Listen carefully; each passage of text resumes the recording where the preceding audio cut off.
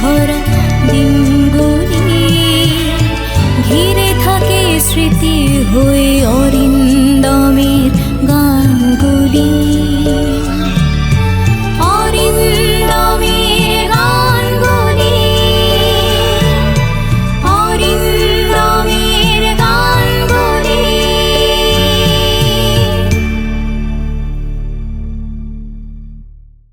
নমস্কার, অরিন্দমের গানগুলি অষ্টম পর্বে এলাম। আগের পর্বে বলেছিলাম যে মামু অর্থাৎ নির্মলেন্দু চৌধুরী আমাকে রিহার্সালের পর দেখা করতে বললেন। আমি তো দুরু বক্ষে রিহার্সালের পর গেলাম। ঘরে আর কেউ নেই। হারমোনিয়ামটা নিয়ে উনি সামনে বসেছেন। বসে বললেন, এই বসতো সামনে। আমি বসলাম। উনি বললেন, তুই একটা গান করেছিলিস। ওনার কাছে কিন্তু ওই যে কয়েকটা পর্ব আগে যে গানটা শোনালাম, যেখানে বললাম না যে বাপ্পি লাহিড়ী আমার সঙ্গে বাজিয়েছিলেন, আমি মরিল মন দুঃখে বলে যে গানটি। তো বলে, তুই একটু এই গানটা শুনলাম, এই গানটা আমার বেশ ভালো লাগলো, তুই একটু আমাকে গানটা একটু শেখাতো। আমি বললাম, আমি তোমাকে গান শেখাবো? তুমি কি বলছো মামু? বলছে, না কর না একবার কর। আমি করলাম। আমি মরিল মন দুঃখে জলে ধিকি ধিকিল বুকে ওহ নিঠুর কালিয়া। মুখরাটা করলেন। করার পরে বলছেন, না রে, ওই যে ওই জায়গাটা যে ওহ নিঠুর কালিয়া, এইটা তোর মতো আমার হচ্ছে না। বিশ্বাস করুন, কত ছোট তখন আমি, অত বড় মাপের একজন শিল্পী যার নখের যোগ্যও আমি নই, তিনি বলছেন যে ওই জায়গাটা তোর মতো আমার হচ্ছে না। এই যে আরতিটা, এটাই কিন্তু একজন মানুষকে চিরস্মরণীয় করে রাখেন। সেই জন্যই বোধহয় আগের দিনের যারা গানের জগতেই বলুন, চলচ্চিত্র জগতেই বলুন, তাদের মধ্যে এই যে আরতি, এটাই কিন্তু তাদেরকে চিরস্মরণীয় করে রেখেছে।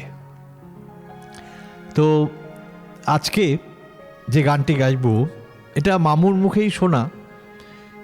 আমরা বাউল জানি, কিন্তু উল্টো বাউল, এই গানগুলোকে বলা হতো উল্টো বাউল।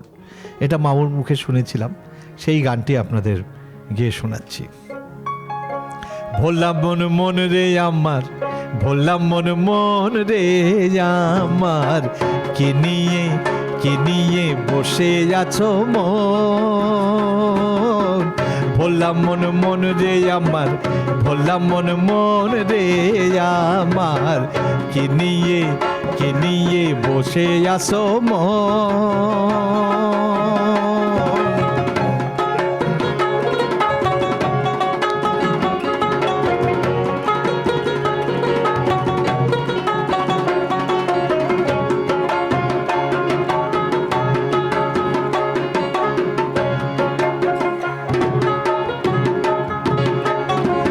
কাক ডাকে, কোকিল ডাকে, আর ডাকে ভিঙে।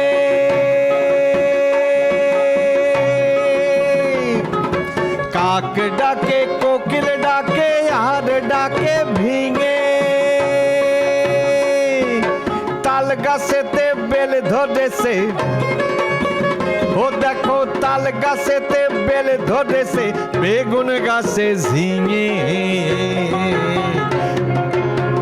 ভোলাম মন মন রে আমার, ভোলাম মন মন রে আমার, কে নিয়ে বসে আসো মন, কে নিয়ে বসে আসো মন।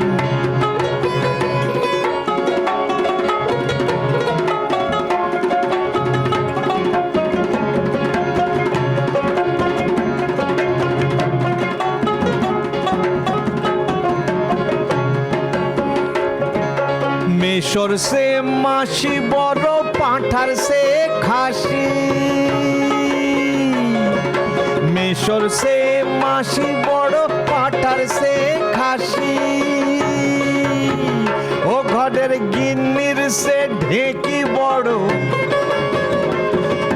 গিন্নির সে ঢেকি বড় ও ও আমি ও আমি ও আমি তাকেই ভালোবাসি আমি তাকেই ভালোবাসি ভোলা মন মন রে আমার ভোলা মন মন রে আমার কে নিয়ে বসে আসো মন ভোলা মন মন রে আমার ভোলা মন মন রে আমার কে নিয়ে বসে আসো মন কে নিয়ে বসে আসো মন কে নিয়ে বসে আসো মন।